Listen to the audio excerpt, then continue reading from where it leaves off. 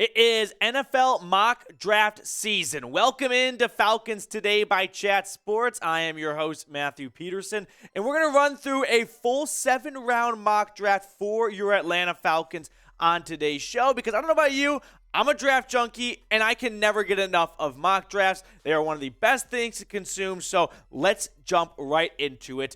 Quick gloss over, kind of setting the table here. The Falcons have 8 draft picks in this upcoming 2023 NFL draft. Their own first, their own second, a third. They have a 2/4, one coming from a trade with the Titans, so that's how they pick up an extra pick. So, with that, the Falcons' biggest needs, in my opinion, are, in no particular order, quarterback, wide receiver, edge rusher, linebacker, and maybe most importantly, best player available.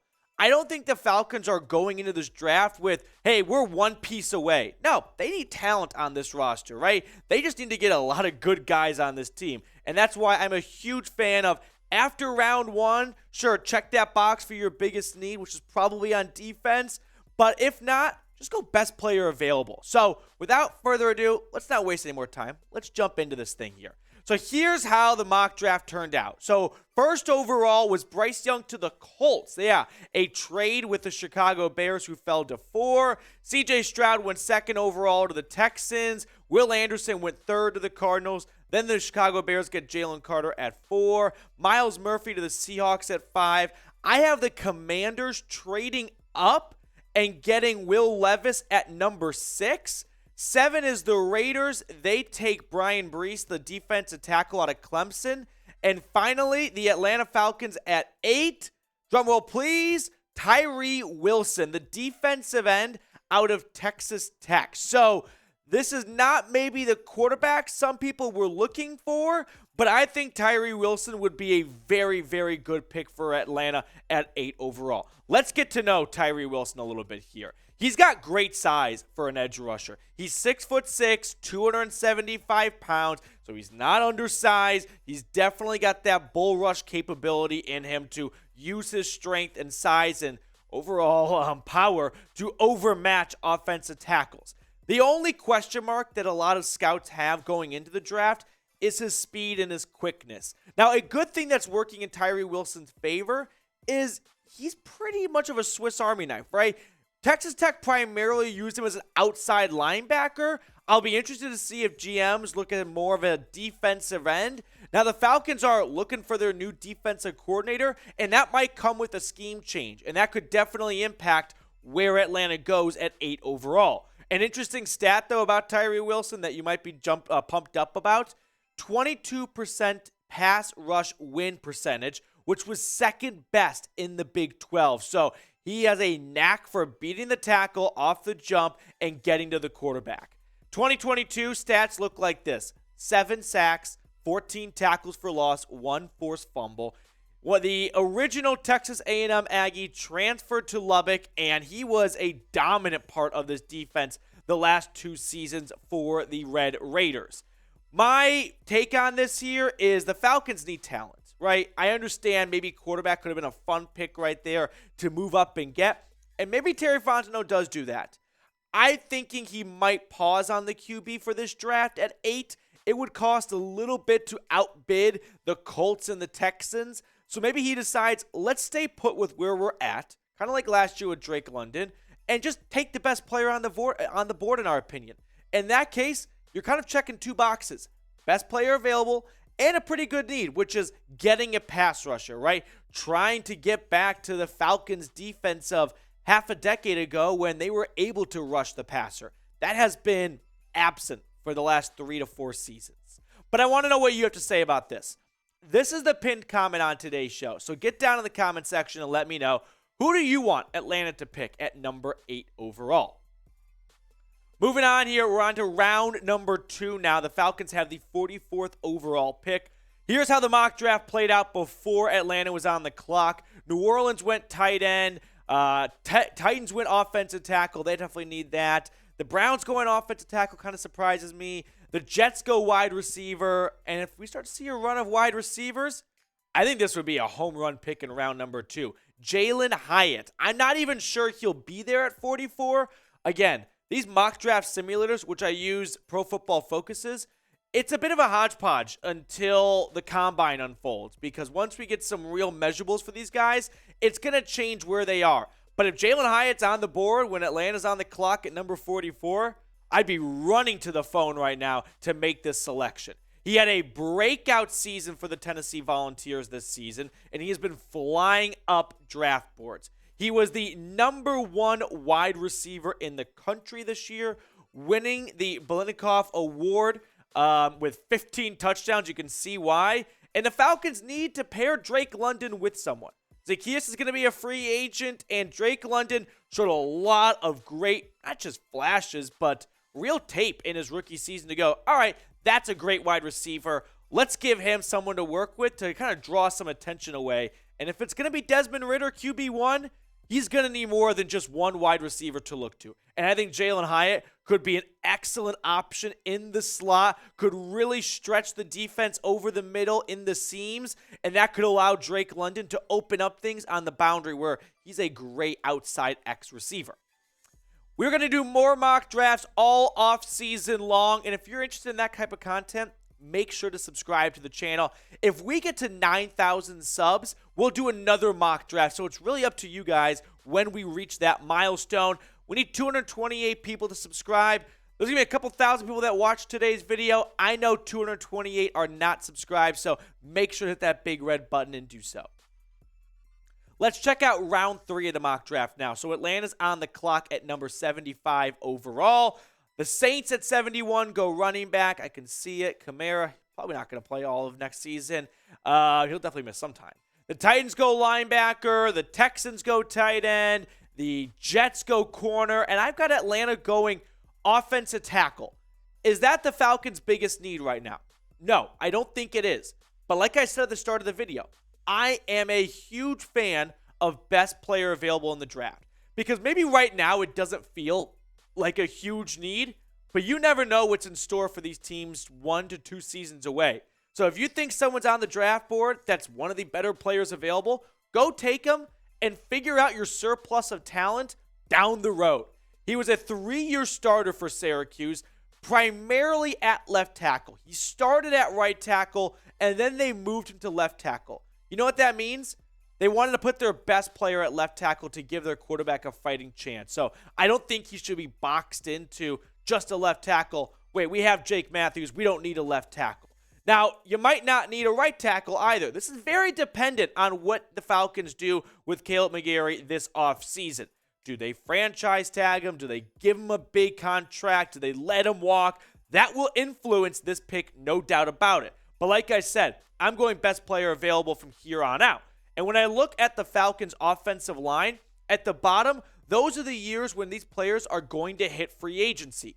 And I'm looking at the right side of the line right now, and Lindstrom, who's definitely going to get the bag, but 2024. McGrary's a free agent right now, so Matt Hennessy is going to be a free agent next year. You've got some contracts expiring coming up soon, so even if Bergeron is not a starter in day 1, he could be someone of, hey, he got to sit for a year, kind of get the ropes, learn some things, and take over in his second season, and the Falcons will feel like they're kind of one step ahead for 2024. So here are my picks so far. In round 1, I went Tyree Wilson, the defensive end out of Texas Tech. In round 2, I went Jalin Hyatt. Those are the 2 biggest needs for Atlanta. Edge rusher and wide receiver. We checked those boxes with the first 2 picks. So from here on out, I'm going best player available. That may not be what some people like to see, but I'm doing it. And that's why in round 4, with the 110th pick, I went running back.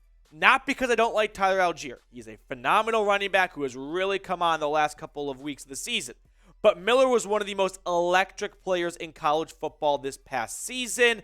And if you got to watch a lot of TCU Horned Frog games before the national championship, you know what I'm talking about. Now, Cordell Patterson only has 1 year left on his contract, so this is not a spot where the Falcons are looking at their roster going, we have no running backs.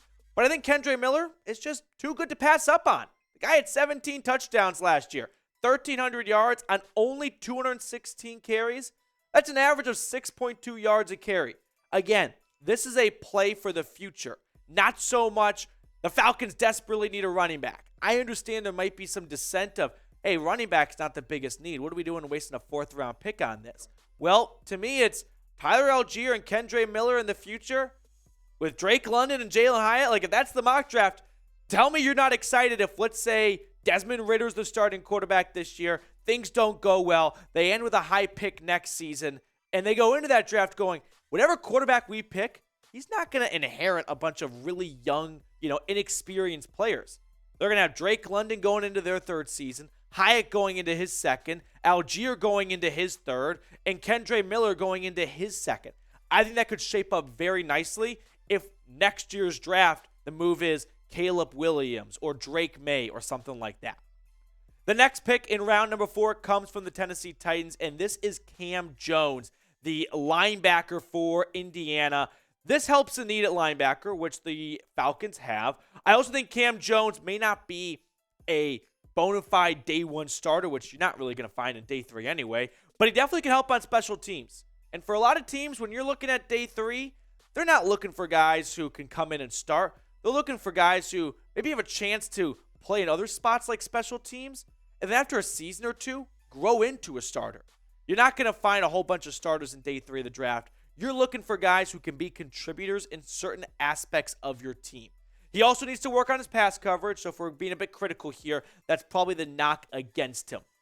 We've got more picks to cover in just a moment, but today's sponsor, BetUS, has an awesome deal for the Dirty Birds. When you go to chatsports.com/betfalcons and use promo code Falcons125, they will hook you up with a 125% deposit bonus. Now, can I level with you guys here? I am dangerously in love with Jags +8 against the Chiefs. So whatever picks you have this Sunday, Saturday, producer Cooper is in my ear right now. He does not like that pick. He's all over the Chiefs. I don't know. Trevor Lawrence, I think he might surprise Kansas City and at least keep this game a 1-score game. Whatever picks you're making this divisional round, just make them at chatsports.com/betfalcons. Promo code Falcons125. Let's recap the picks we have made so far. Tyree Wilson, Jalin Hyatt, Matthew Bergeron, Kendre Miller, and Cam Jones. So now we're moving on to rounds 5, 6, and 7 of this draft. And for round 5, this is the quarterback that may be the reason why you clicked on today's video. What about Jake Haener? I know it's not a first-round pick, so it doesn't feel like it's all that impactful.